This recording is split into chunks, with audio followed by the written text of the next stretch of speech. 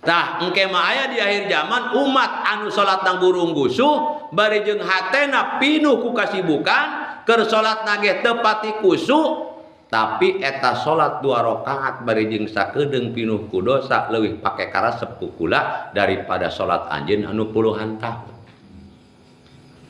Cik Jibril pan kitu amat Gusti mah. Mana kula burung nu kebal cenah.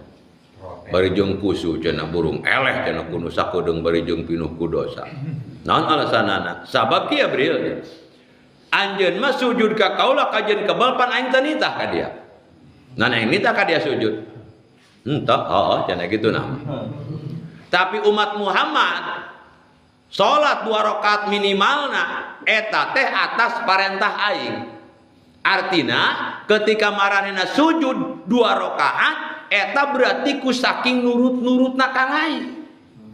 Ku saking